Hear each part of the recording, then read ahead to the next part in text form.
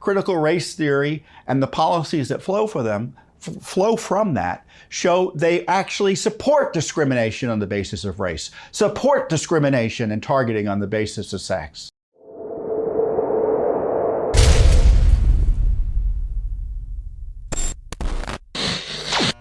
A few weeks ago, and it's worth talking about again, Judicial Watch exposed how cadets at the U.S. Military Academy at West Point were being indoctrinated with critical race theory propaganda. And as you know, critical race theory, you may not know this, so just so you know, critical race theory is repackaged Marxism that uses race as a cutout to call for revolution, to attack and overthrow essentially the United States of America and Western civilization generally, because they think there's what they call systemic racism all throughout the West.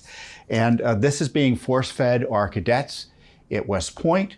Also we uncovered that they were targeting the cadets with trainings on queer theory, which is a cousin, Marxist cousin of critical race theory, and of course feminist theory, radical feminist theory, which also seeks to destroy America by dividing us by sex, or as we're saying earlier, race and gender identity. And these records are pretty outrageous. They show, as I said, propaganda geared at attacking white cadets while suggesting that black cadets are victims and oppressed, and suggesting that based on the color of one's skin, you have certain characteristics. Now, obviously that's racist and discriminatory and is illegal, as best I can understand it, under any understanding of the laws that prohibit discrimination and disparate treatment based on race and other characteristics like that in schools, certainly in federal facilities such as West Point. Now, we know this is going on throughout the rest of the military as well. Certainly after we highlighted this issue at West Point, we heard from veterans all over the country concerned about it going on in the other military academies, whether it be at the Air Force Academy or the U.S. Naval Academy. And when you look at the documents, and they suggest that black Americans are in the same state as black Americans were during the slave times, it shows you how extreme and radical they are. And obviously, no American should have to go through this propaganda, let alone the rising leadership of our Army at West Point. And on top of that, you have the military targeting anyone who has conservative values. And one way they're doing that is by throwing out anyone who objects or raises religious objections or other practical objections to the needless and vindictive vaccine mandate that the Biden administration is foisting on our military. Now, I've seen numbers that range from 60,000 to 260,000, depending on the branch or the military generally. But just so you know, it's tens of thousands of people who are trying to serve in our military who are having their careers destroyed, or they're being thrown out of the military because of their refusal and their concerns about the vaccine mandates.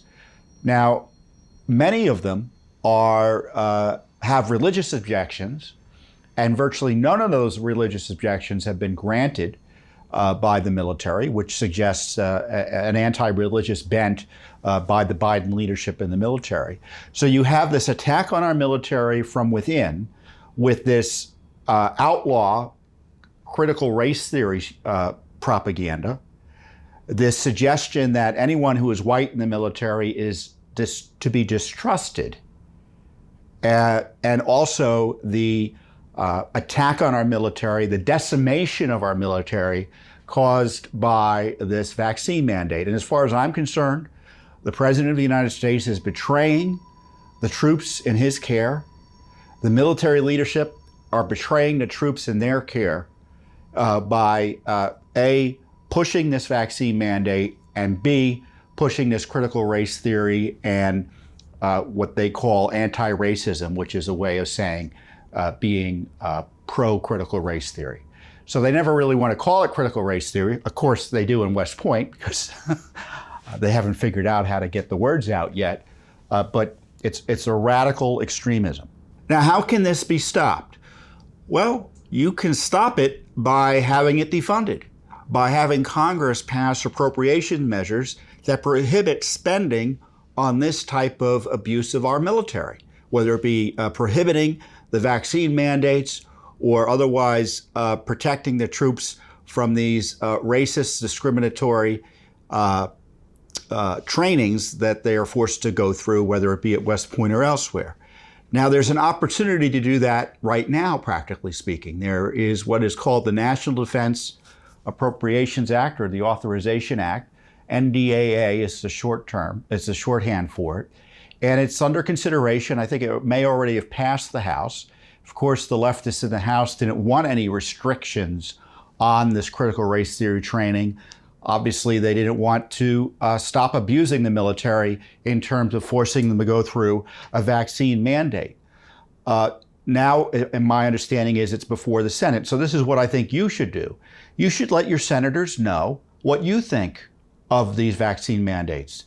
You should let your senators know what you think of our military, both those who are actively serving and those being trained to serve, who are in West Point and elsewhere, being force-fed this critical race theory propaganda. And let them know this is important to you.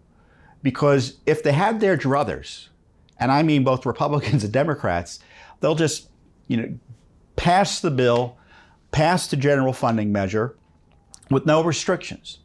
And our military will be abused, and tens of thousands of serving men and women will be thrown out.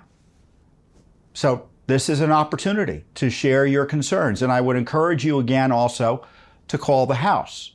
Now, to get to your members of Congress, all you have to do is dial one phone number, 202-225-3121.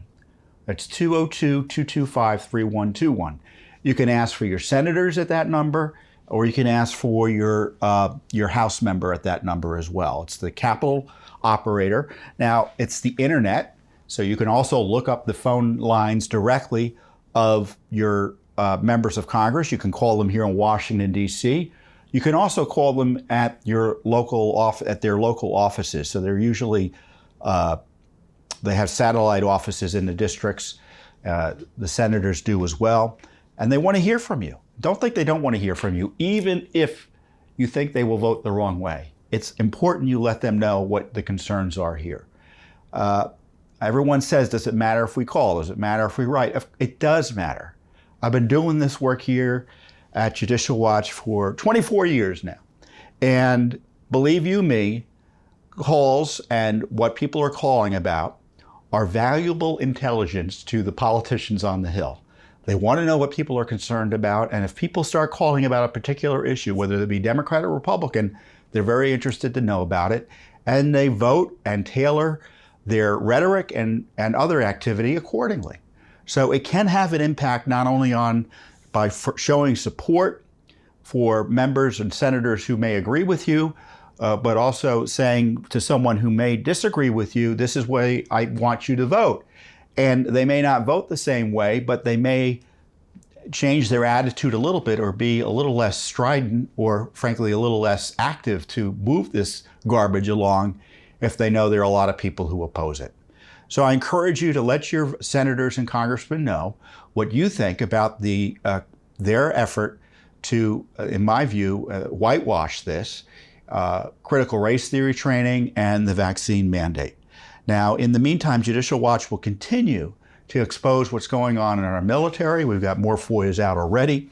And of course, Judicial Watch is second to few in pursuing this issue at a national level. We've been working with to try to get records from school boards and individual schools, working with parents directly, representing individuals who have been targeted for objecting to this extremism or targeted for just voicing an opinion on a leftist outrage and getting fired as a result. We've got litigation in that regard. What's important to remember about this critical race theory propaganda and this big push is that it's completely at odds with decades of anti-discrimination law, and more importantly, our Constitution, the 14th Amendment, which guarantees you equal protection of the law, no matter your race or your sex. Now, the left has been trying to tell us for years, oh, they're opposed to discrimination on the basis of race. They're opposed to discrimination on the basis of sex. Well, in fact, critical race theory and the policies that flow from that show they actually support discrimination on the basis of race, support discrimination and targeting on the basis of sex, and all sorts of other characteristics they say that we're not supposed to think about when hiring or considering government policies and their or corporate policies. They want that type of discrimination. They want to blow up our constitutional protections. And we saw that in California, where the California legislature thought it was okay to pass 2 laws that mandated quotas based on, in one case, the one law required boards of directors to have a certain number of women on the boards, which meant that men couldn't apply for certain board memberships. Outright discrimination, quotas, outright illegal and unconstitutional.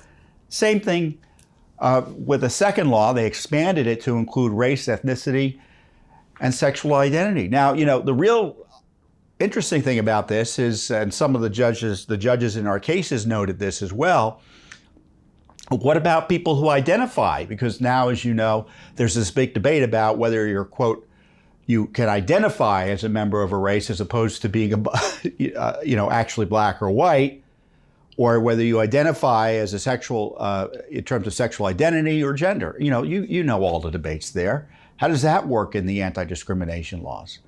What if a man decides they identify as a female? Does that fit in with the quota for this law that California tried to get through? Well, thankfully, Judicial Watch kind of ended that conversation because we sued to stop it. Both quota laws, and we had a trial of one of the laws, and the court just ruled outright on our behalf in our other lawsuit. And we ended those quota mandates in California, which had at its basis critical race theory, because they alleged systemic racism or sexism or whatever you want to call it. And recently, after losing, they came in and they asked the one judge in the one case, stay this. We want to keep on playing this game here of discrimination on the basis of, in that particular case, race and ethnicity and gender identity. And the court said, no, they won and we're not going to stay it. It's illegal. And just this week, we were in court again.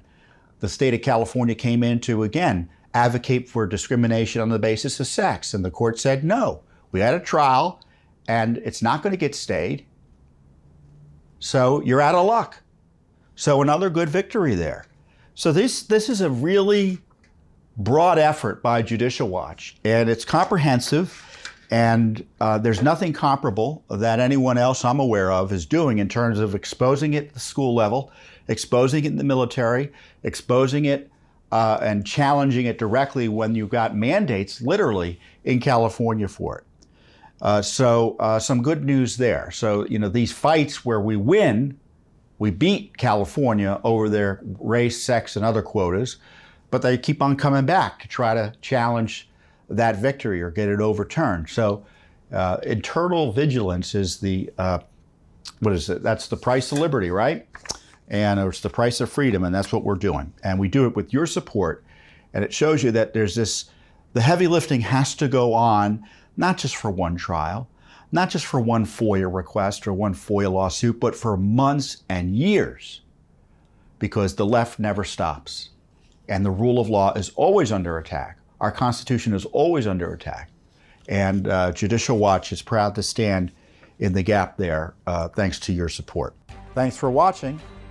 Don't forget to hit that subscribe button and like our video down below.